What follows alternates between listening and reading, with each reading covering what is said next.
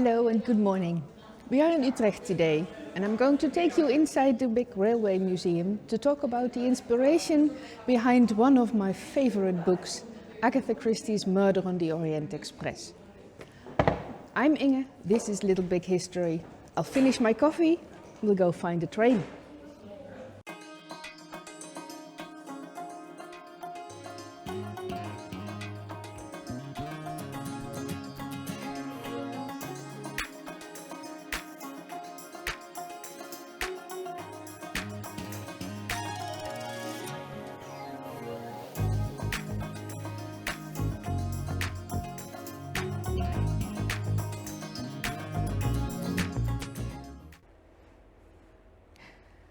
So here we are in the Spoorwegmuseum in Utrecht. We're in one of the first class waiting rooms. We're going to see a train, so are you coming?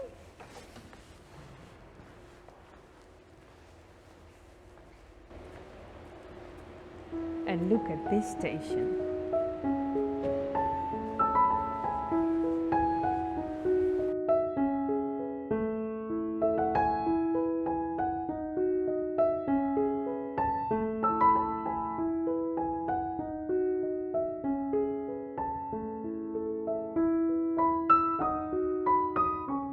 Well, here we are. This is one of the real carriages of the Orient Express. And as you can see, it is actually called La Compagnie Internationale des Wagons-Lits. The company was founded by the son of a banker, George Nagelmakers. He went to America, they say because he was heartbroken because of some love affair. But anyway, when he was in America, he saw the great Pullman sleeper trains there. And he thought, we need something like that in Europe. And it took him several years to organize it, but in 1883 he founded the Compagnie des Wagons-Lits. His idea was a very luxurious train that would connect Paris to Vienna, to Istanbul, at that time still called Constantinople, and that would allow people to travel in style to visit all these exotic places. He wanted to make the train something truly luxurious, so he engaged some very famous people like the jeweler René Lalique or the interior designer René Proux, who were very famous artists in the Art Nouveau movement, and he hired them to decorate his trains. When you stepped onto the Orient Express, you stepped into luxury, you stepped into this dream world that could take you anywhere. And the dream of George, well, it sold. It became a very popular train line, very fast.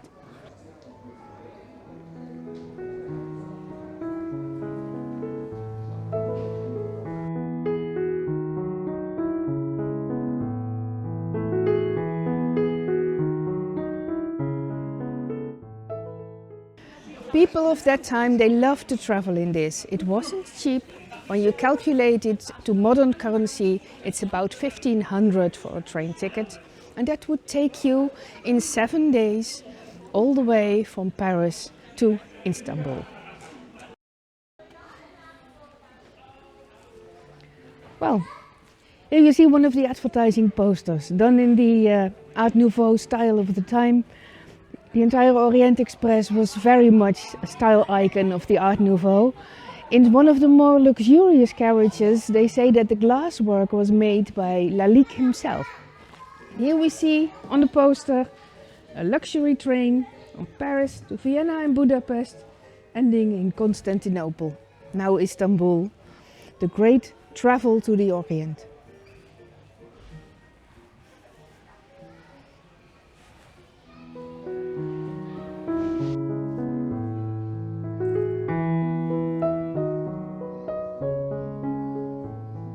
But today I'm going to talk about this book, Murder on the Orient Express by Agatha Christie. It is said that Agatha Christie loved traveling on the Orient Express. She wrote her books there, she took her typewriter on the train, and she loved traveling in general. It is even said that she met her husband on this train. Of course, the romantic journey from Paris to Istanbul, or in the case of this book, where Hercule Poirot, her detective, finds himself in Istanbul. He needs to get back to London quickly. He wants to book a seat on the Orient Express, but he can't because it's full. And then he meets a friend of his, Monsieur Bouc, who gives him his sleeper carriage. Poirot gets on the train. He meets an American called Ratchet, who's scared that he will be murdered on this train. Hercule Poirot doesn't like him. He doesn't want to be hired by him. He thinks he's an arrogant American. So Hercule boards the train, goes to sleep in the evening, and finds out that this Ratchet is murdered during the night. The train has been stalled because they went into a snowdrift. And during that time, Hercule Poirot investigates this murder, finds out that this Ratchet is actually a man named Cassetti, who has been abducting a little girl years ago, Daisy Armstrong. And Daisy Armstrong was killed.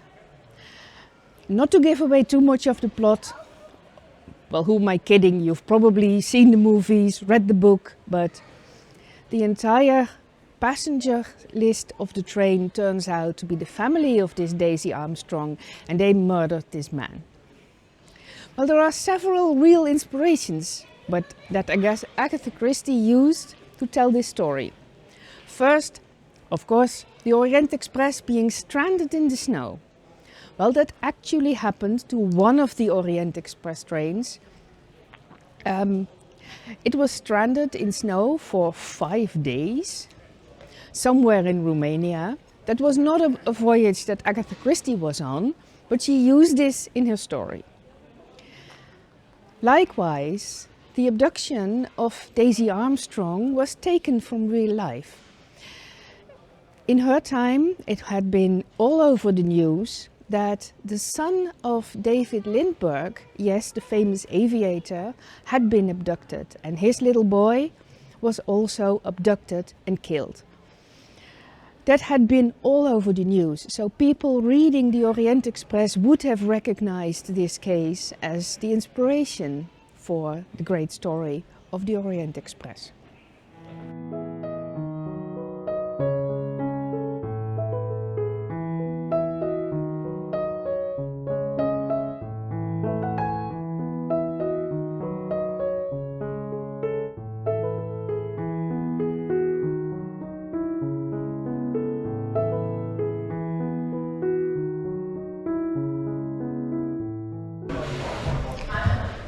Imagine just being able to walk up to the desk and buy a ticket to go on that train.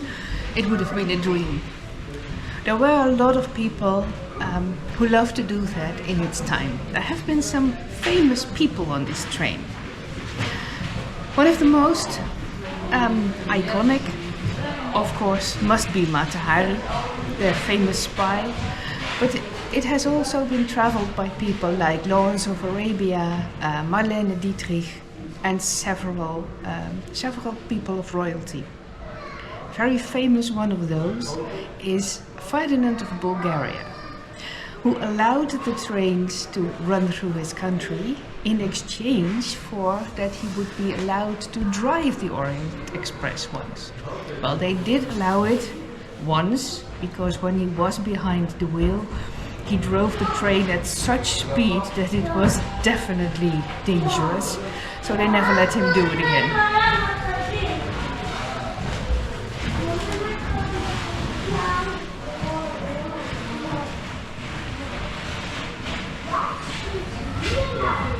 It's a bit dark here, but here we can see this train in all its glory.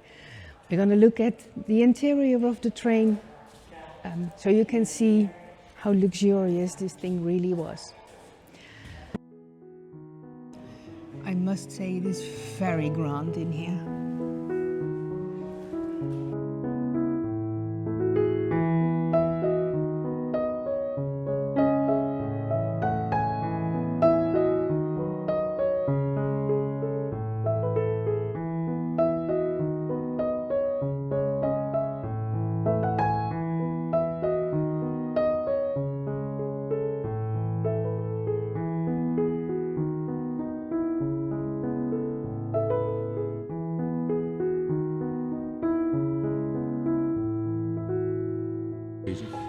Now we're looking through the window, and here you can see much more than in the blue one how luxurious this was.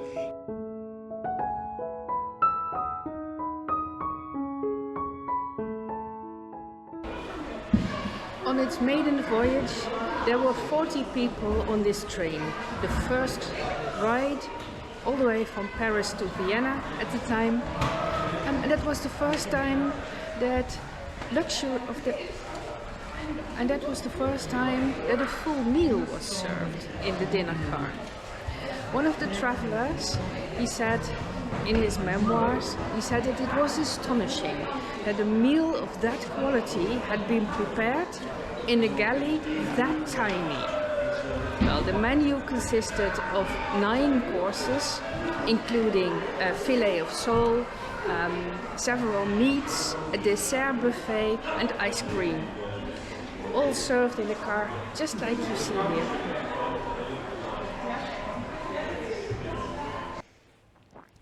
Other people, famous people that have traveled on this train are Ian Fleming.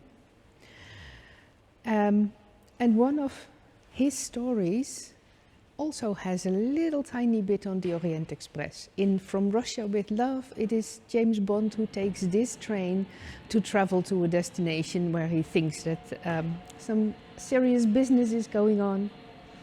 But there's also a scene in Bram Stoker's Dracula, where Dracula tries to flee the people pursuing him. So he flees into the countryside, and the posse that is after him will take the Orient Express to travel to the same destination somewhere deep in Bulgaria.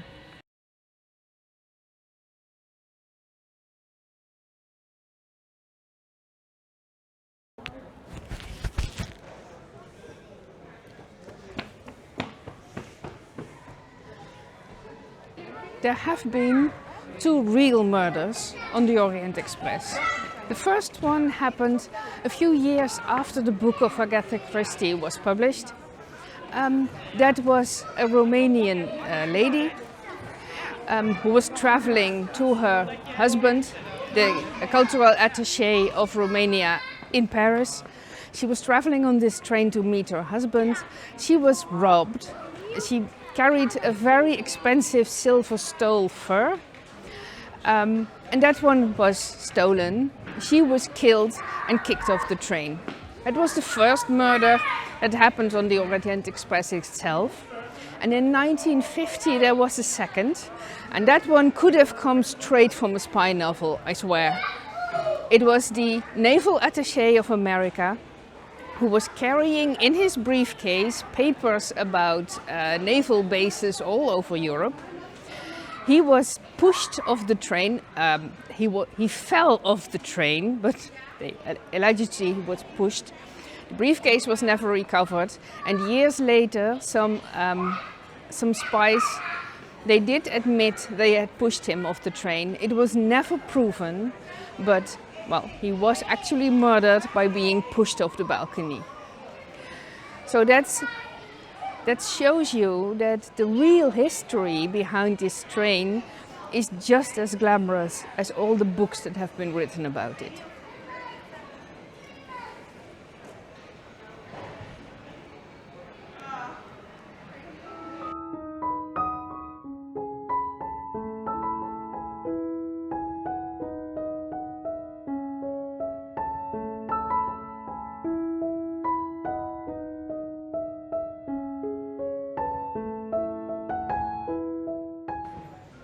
Of course, there is no such thing as the Orient Express train. The Wagon Lit was a train service that has been running for about 70 years. So there was a lot of different carriages used for this train service. Agatha Christie needed a very luxurious salon car for her journey, for her story. But actually that car never rode the line between Istanbul and Paris.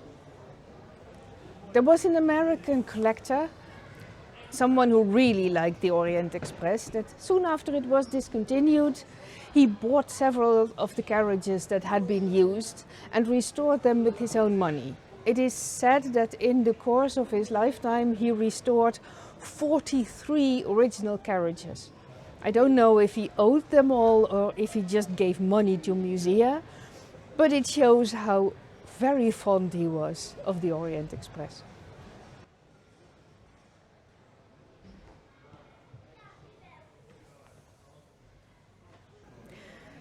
Well, there we are. That was our visit to this famous train. But if you're ever in the neighborhood, do visit this museum, because they don't only have the Orient Express, they have lots of great trains, like this big Dutch locomotive.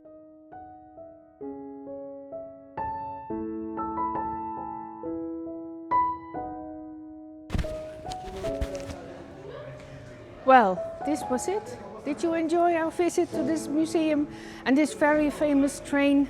We certainly did. See you next time on Little Big History.